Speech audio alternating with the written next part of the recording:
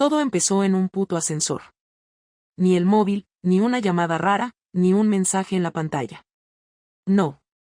Fue un ascensor viejo, con espejo sucio y olor a desinfectante barato, el que me metió de lleno en el principio del fin. Yo bajaba del gimnasio, sudada, con las mallas pegadas al culo y la coleta torcida. Iba con los cascos puestos, sin ganas de hablar con nadie, solo pensando en meterme en la ducha y luego en la cama. Ya era tarde, casi las 10. Y fue justo cuando se abrieron las puertas del ascensor que le vi. No a Luis, claro. A ella. A la rubia del segundo. Pero no iba sola. Iba con Luis. Mi Luis. El de siempre. El que se duerme viendo los documentales de la 2 y se queja del precio del pan. Y lo que vi en ese segundo antes de que se cerraran las puertas otra vez fue suficiente. Él se reía con ella, con esa sonrisa que ya ni recordaba que tenía. Ella le tocaba el brazo. Y los dos bajaban de su piso. Del piso de ella. Me quedé clavada. Ni siquiera apreté el botón para abrir las puertas. Me congelé. Como si al no abrirlas pudiera fingir que no había pasado. Que no eran ellos. Pero lo eran. Porque esa sonrisa suya yo la conocía de memoria.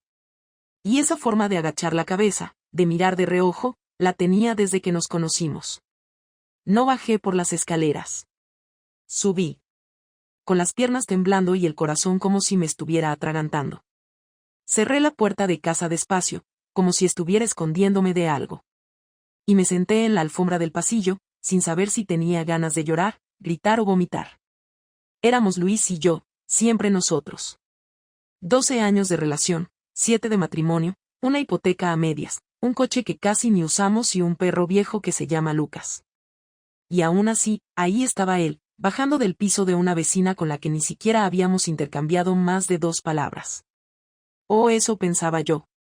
Esa noche no le dije nada. Fingí que dormía cuando entró. Le escuché quitarse los zapatos, ducharse. Luego se metió en la cama y se quedó quieto. A veces ronca, otras no. Esa noche no roncó. Yo creo que tampoco durmió. Al día siguiente, intenté actuar normal. No porque quisiera perdonarle ni hacerme la tonta. Es que no sabía por dónde empezar. Le pregunto directamente. ¿Le digo que le vi con ella? ¿Qué se supone que una hace en este tipo de situaciones? No lo sé. Así que seguí como si nada. Pero dentro, ya no era la misma. Empecé a observarlo. A estudiar cada gesto, cada palabra. ¿Por qué llegaba más tarde? ¿Por qué sonreía más al móvil? ¿Por qué se duchaba antes de dormir cuando antes lo hacía por la mañana? Pequeñas cosas, todas ellas. Pero cuando ya sospechas, cada detalle se convierte en una pista. Y claro, ahí fue cuando todo se empezó a torcer de verdad. Porque yo no soy una santa. Y no me considero una víctima. Lo que pasó después no fue una venganza. O quizás sí. Pero no fue planeado. Fue otra casualidad. Otro ascensor. Otra persona. Otro roce de esos que te despiertan. Que te recuerdan que aún estás viva. Que aún puedes hacer que alguien te mire y se le acelere el pulso. Se llamaba Sergio. Y lo peor, o lo mejor, es que era amigo de Luis. Y eso ya es otra historia. Luis se enteró de todo sin que nadie se lo contara. Ni él me pilló en la cama, ni encontró una foto en el móvil, ni nadie le soltó una bomba. Fue otra cosa. Más sutil. Más retorcida. Fue en una comida con sus amigos, en casa de uno de ellos. Sergio estaba allí. Sí, él también. No porque fueran inseparables, ni mucho menos, pero se conocían desde hacía años y compartían grupo. A mí Luis nunca me había llevado a esas comidas, decían que eran solo entre ellos, que si fútbol, que si barbacoa, que si hacer el idiota. Yo tampoco me moría por ir, así que nunca pregunté. Pero esta vez todo salió mal, o mejor dicho, todo salió como tenía que salir. Porque la culpa no fue mía, ni de Sergio. Fue de uno de esos comentarios que se escapan, de los que parecen inofensivos pero que abren la caja entera. Uno del grupo, no sé quién, soltó una broma de mierda, algo así como que Sergio estaba últimamente muy centrado, que si se había echado una madurita que lo tenía contento, que si por eso no salía tanto. Y alguien más añadió que se le veía feliz, que eso era lo importante. Entre risas, como siempre hacen los tíos, entre empujones y comentarios idiotas. Luis, según me contó él después, solo miró a Sergio. Y él no supo responder a tiempo. No porque fuera culpable, sino porque no se lo esperaba. Fue una mirada de esas que lo dicen todo. Y Sergio no supo sostenerla. Bajó la vista, sonrió de lado, no dijo nada. Pero ya estaba hecho. Luis se levantó sin decir palabra y se fue. Nadie lo retuvo. Nadie se atrevió a preguntar qué le pasaba. Supongo que todos se dieron cuenta en ese momento. Todos menos yo, que estaba en casa pensando que tenía una semana más para fingir normalidad, para ordenar mis ideas, para decidir si esto era una locura o una fase o qué coño era. Luis llegó a casa antes de lo normal. Cerró la puerta con más fuerza de la necesaria y no dijo nada al entrar. Yo estaba en la cocina, preparando una cena que ni tocamos. Él fue directo a la habitación. Me asomé al pasillo, le pregunté si todo iba bien. No contestó. Esperé unos minutos y fui tras él. Estaba sentado en el borde de la cama, con la chaqueta aún puesta, los codos apoyados en las rodillas y las manos entrelazadas. Me miró cuando entré, pero no con rabia. Fue peor. Me miró como si me acabara de ver por primera vez. Como si no supiera quién era yo. Como si no tuviera claro si quería escuchar lo que tenía que decir. ¿Hace cuánto? Me preguntó sin levantar la voz. Y yo no supe qué responder. Pensé en mentir, en decirle que no entendía de qué hablaba, que se estaba confundiendo. Pero no me salía. No podía poner cara de inocente, no después de lo que había hecho. Unas semanas, respondí bajito. Él respiró hondo, se quitó la chaqueta, la tiró al suelo y se levantó. Se acercó al armario y empezó a sacar cosas. No dijo nada más. Empezó a hacer una maleta. Yo lo seguía con la vista, sin moverme del sitio. Tenía un nudo en el estómago, en la garganta, en todo el cuerpo. Sentía que algo se estaba rompiendo y no tenía ni idea de cómo pararlo. ¿Vas a irte? Pregunté como una idiota. No. Te vas tú, dijo sin girarse. Esta es mi casa. Yo no he sido el que se la ha follado a espaldas de su pareja. Fue como un bofetón, pero me lo merecía. No supe qué contestar. Me acerqué un poco, con cuidado, como si estuviera intentando no despertar a un animal dormido. Intenté tocarle el brazo, pero me apartó de un manotazo seco. No me toques, Alba. No hoy. No después de esto. No sé qué decirte, fue lo único que logré soltar. No digas nada, no me interesa tu versión. Ni tus excusas. Ni tus sentimientos. Me da igual si te sentías sola o aburrida o si te emocionaba volver a sentirte deseada. Te podías haber separado antes. Podías haberme dicho que ya no me querías. Pero hiciste lo más fácil. Lo más sucio. Me quedé paralizada.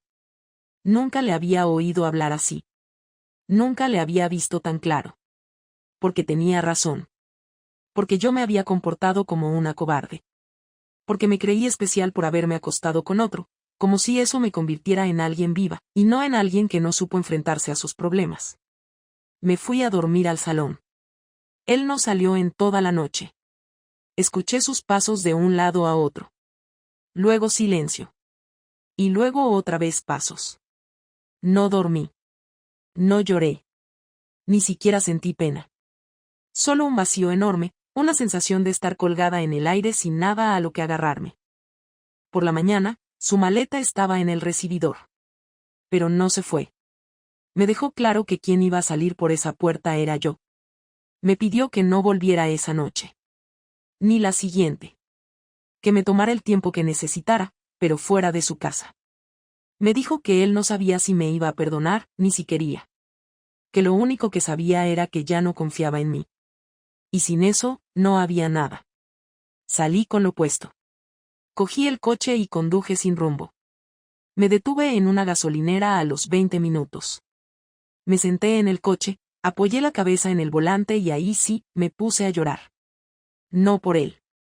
No por Sergio. Lloré por mí. Porque en ese momento, Me di cuenta de que acababa de destruir mi vida por una historia que ni siquiera sabía si valía la pena. No fue al día siguiente, ni a la semana siguiente, pero la venganza de Luis llegó, y no fue una explosión, ni un drama, ni algo que pudiera grabarse en un video viral. Fue peor. Fue lento, medido, frío. Primero me echó de casa, eso ya lo sabes, pero lo que no te conté es que en ningún momento me gritó, no hizo escenas, no buscó herirme con palabras vulgares. Solo me trató como a una desconocida y eso dolía más que cualquier insulto. Me fui a casa de una amiga, con una mochila de ropa y el teléfono lleno de mensajes sin responder. Sergio me escribió un par de veces, pero al ver que no le contestaba, se esfumó. Lo entendí. No le culpo. Él no había firmado nada conmigo. El que tenía todo que perder era yo. Durante la primera semana, Luis no se comunicó. No preguntó por mí, no intentó saber dónde estaba, no escribió, no llamó, ni siquiera bloqueó mi número. No hizo nada. Y esa indiferencia empezó a doler más que cualquier reproche. Luego supe que lo estaba preparando todo. Que estaba actuando, pero en silencio. Hizo algo muy simple y muy jodido, me dejó fuera de todo. Cambió todas las contraseñas, del banco, de la cuenta de la luz, del Netflix, del correo compartido. Lo bloqueó todo. Me dejó fuera de nuestra vida común sin siquiera tener que hablarlo. Ni un mensaje, ni una notificación. Un día intenté entrar a la cuenta de la hipoteca para ver si había algún movimiento y me salió que la contraseña era incorrecta. Probé otra. Nada. Entré a nuestro correo conjunto y ya no existía. Fue como si me estuviera borrando, paso a paso, como si desmontara todo lo que habíamos construido para que cuando yo mirara atrás no quedara nada a lo que agarrarme. Luego vino la parte legal. Me llegó una carta de su abogado. Fría, correcta, sin una sola palabra de más. Me informaba de que había iniciado el proceso de separación de bienes, que ya había hablado con el banco para renegociar la hipoteca a su nombre, que yo debía firmar ciertos documentos para dejar constancia de que no tenía intención de reclamar la vivienda. Me lo encontré todo mascado, estudiado, sin margen de maniobra. Me ofrecía un acuerdo en el que yo no salía perjudicada económicamente, pero sí anulada como parte de esa vida.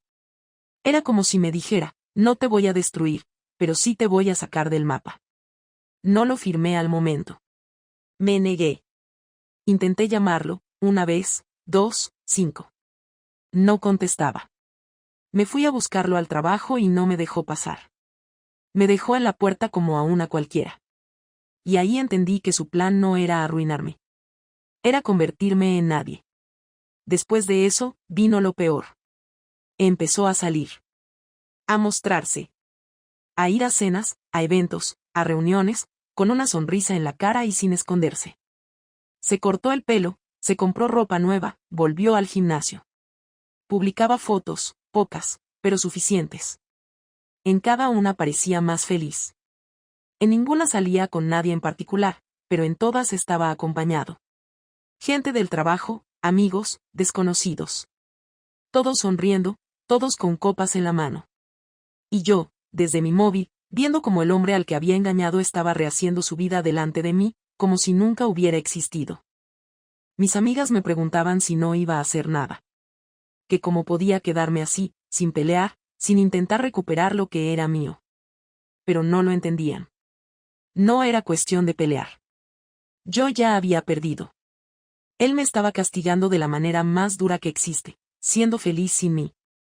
Ignorándome, borrándome, demostrándome que no me necesitaba para nada. Y eso fue lo que más me dolió.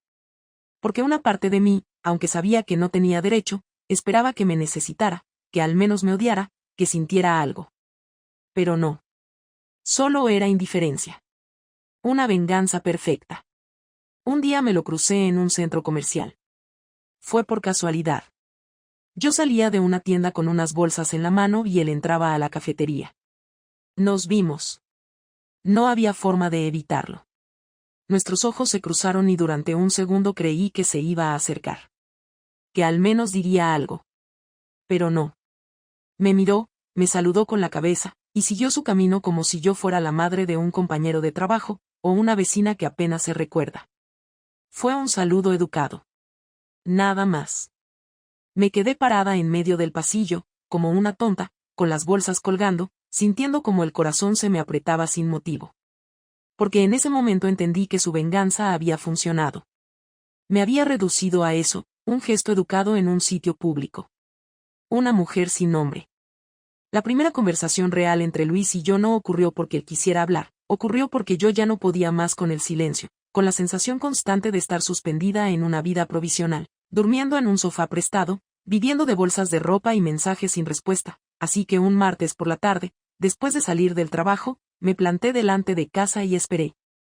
No sabía a qué hora llegaría, ni siquiera sabía si estaba viviendo aún allí, pero me quedé sentada en el coche, mirando el portal, repasando mentalmente lo que iba a decirle y sabiendo, en el fondo, que nada de eso iba a salir como yo quería.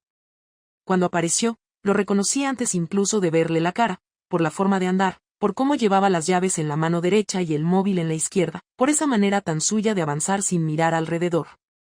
Aparcó, bajó del coche y al verme se detuvo un segundo, no de sorpresa, sino de evaluación, como si estuviera decidiendo si yo merecía 5 minutos de su tiempo o si debía seguir caminando como si no existiera. Tenemos que hablar, le dije antes de que pudiera esquivarme. No, respondió sin levantar la voz. No tenemos nada que hablar. Por favor, Luis, solo 10 minutos. Suspiró, miró el reloj y me señaló el banco que hay frente al portal. Se sentó dejando una distancia clara entre los dos, como si el contacto físico fuera ahora algo que hubiera que evitar incluso por error. Yo me senté recta, con las manos apretadas sobre el bolso, intentando controlar el temblor de las piernas. No sabía por dónde empezar y lo notó. Si vas a pedirme perdón otra vez, te ahorras el esfuerzo, me dijo mirándome por primera vez directamente a los ojos. Ya lo hiciste.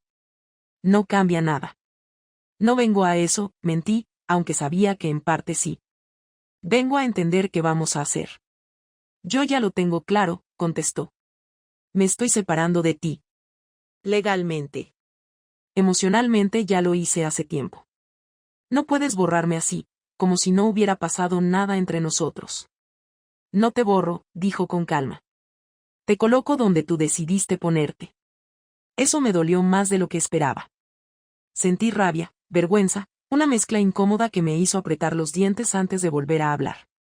Le dije que estaba siendo cruel, que podía haberme dicho las cosas de otra manera, que yo también estaba sufriendo. Él sonrió, pero no fue una sonrisa amable. Claro que estás sufriendo, respondió. Eso se llama consecuencia. No es crueldad. Intenté explicarle que no había sido algo planeado, que no había querido hacerle daño, que me había perdido a mí misma y que no supe cómo manejarlo. Hablé demasiado. Él escuchó sin interrumpirme, pero su cara no cambió ni una sola vez. Cuando terminé, me quedé esperando algo, una reacción, un reproche, una grieta. No hubo nada. ¿Ya está?, preguntó. ¿Eso era todo? ¿No sientes nada?, me atreví a preguntar. Claro que siento, respondió. Siento alivio. Eso fue el golpe definitivo. No levantó la voz, no me atacó, no me insultó. Me dijo que se sentía aliviado de no tener que preguntarse cada día dónde estaba yo, con quién, si le mentía, si volvía a casa pensando en otro. Me dijo que llevaba meses sintiéndose pequeño, invisible, y que descubrir lo mío, aunque doloroso, le había dado una respuesta clara.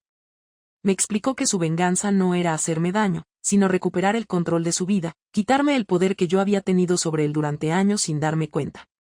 No quiero verte, añadió. No porque te odie. Porque ya no te necesito. Me levanté llorando, sin intentar disimular, y le pregunté si de verdad no quedaba nada, si 12 años podían terminar así. Se levantó también, con gesto cansado, y me dijo que lo que quedaba era el respeto suficiente como para no fingir que se podía arreglar algo que ya estaba roto por dentro. Me pidió que firmara los papeles, que no complicara más las cosas, que cada uno siguiera su camino. ¿Y si me arrepiento?, le solté sin pensar. Eso ya no es problema mío, contestó. Se fue sin mirar atrás.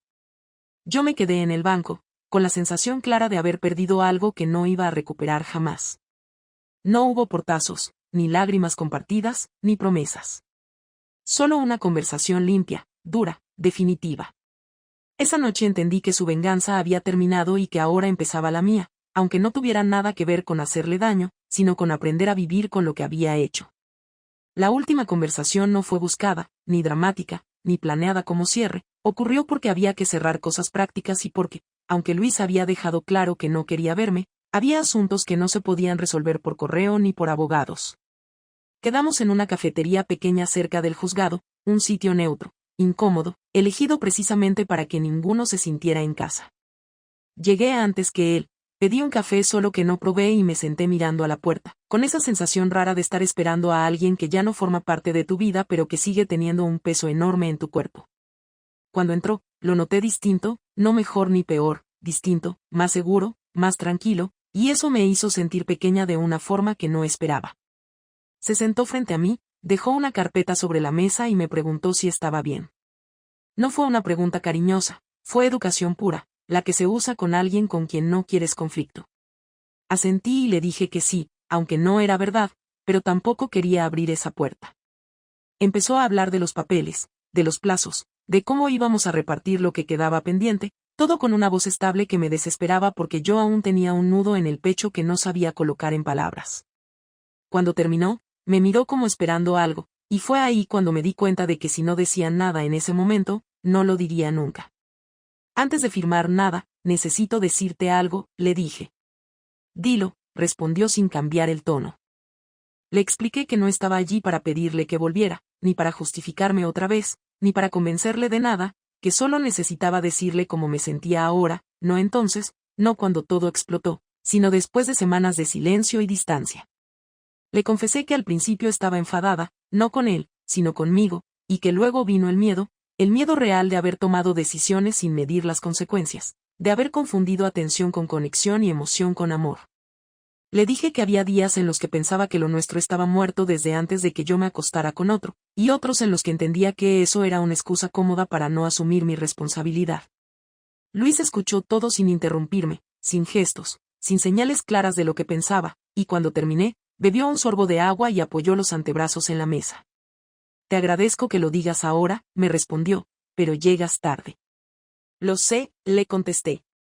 No espero nada. Solo necesitaba que supieras que ya no me engaño con lo que pasó. Me preguntó entonces si seguía viendo a Sergio. Negué con la cabeza y le dije que aquello se había acabado casi antes de empezar, que no había nada sólido, que nunca lo hubo. Sonrió de lado, sin burla, más bien con cansancio. Eso tampoco cambia nada, dijo. No porque fuera él. Podría haber sido cualquiera. Asentí porque tenía razón. Le pregunté si estaba con alguien ahora, no por celos, sino por necesidad de entender dónde estaba él.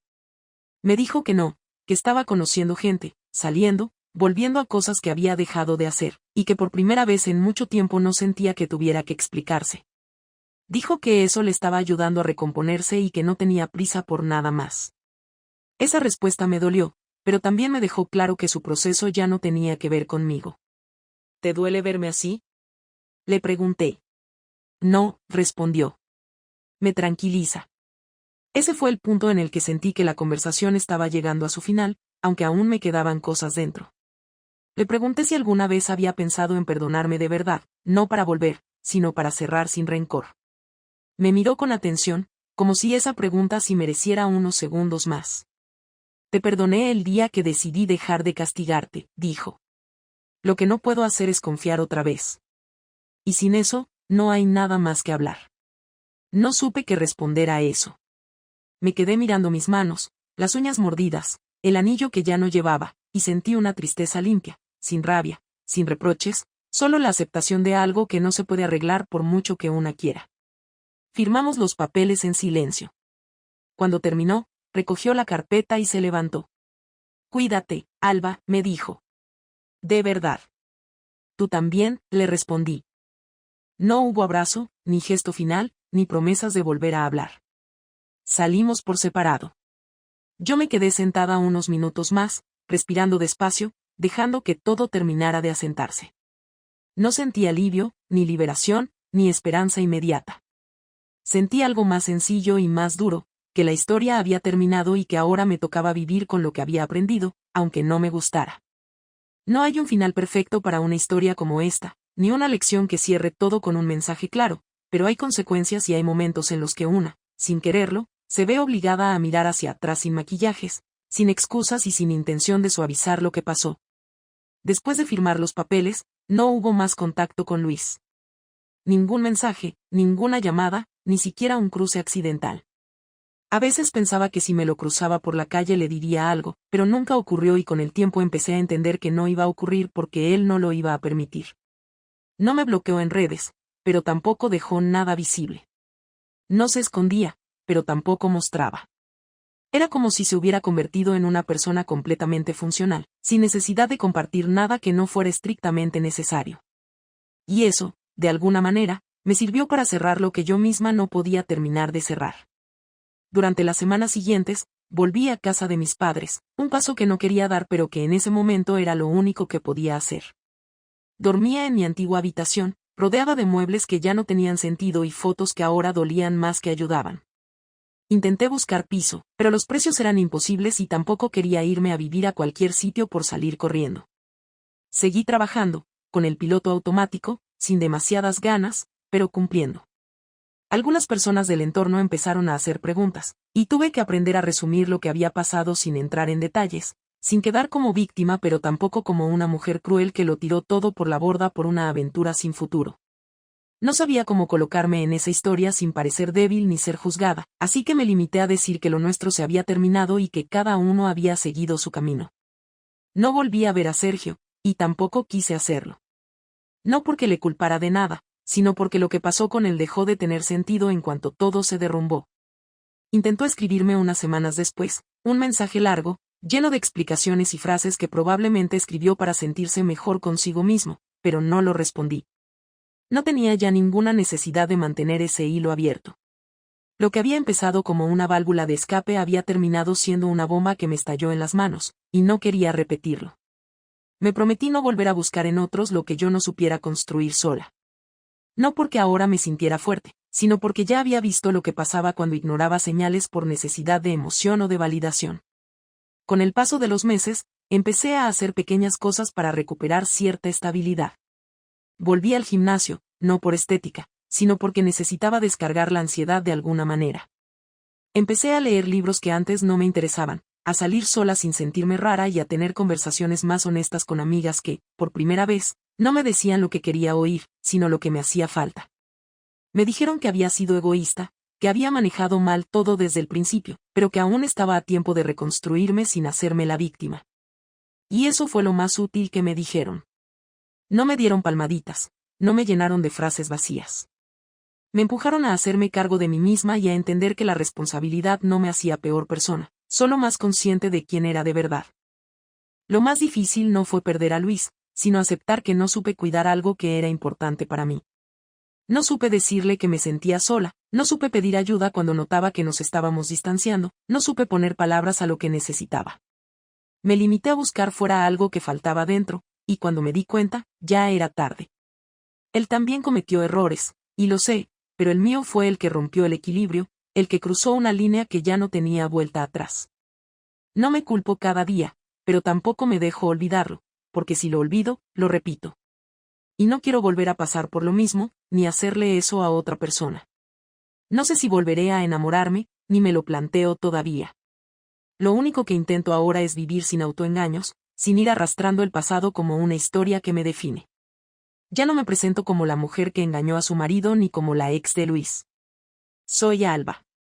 Una mujer que tomó malas decisiones, que aprendió de ellas y que sigue intentando hacer las cosas bien sin buscar a cada rato que alguien la perdone o le dé la razón. A veces me despierto con la sensación de que podría haberlo hecho todo distinto, pero también entiendo que lo que pasó me sacudió de una vida en la que ya estaba atrapada y que de alguna forma, aunque duela, fue necesario. Ahora tengo un piso pequeño en un barrio tranquilo, no es bonito, pero es mío.